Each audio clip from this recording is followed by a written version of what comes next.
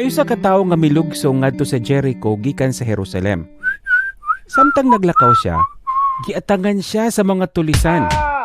Gikuha nila ang iyang mga butang, apil na ang iyang bisti. Gikulata nila siya o gibiyaan nga nagbuy-od nga daw patay na. Nahitabo nga may pari nga milugsong sa maong dalan. Pagkakita niya sa tawo nga nagbuy-od, milikay siya sa pikas nga dalan o gilabyan lang niya kini.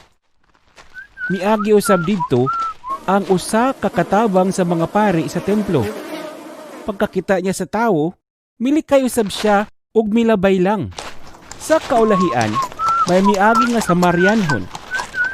Pagkakita niya sa tawo nga nagbuy-od, naluoy gayud siya. Busa, giduulan niya kini og gitambalan. Gibutangan niya glana og bino ang samad niini og gibugkusan.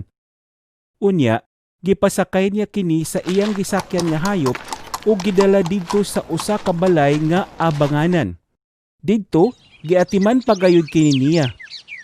Ug sa sunod nga adlaw, gihatagan niya og kwarta ang tag-iya sa balay ug miingon, "Atiman na siya ug kun kulangon pa ang akong gihatag kanimo, dugangan ko kini sa akong pagbalik dinhi."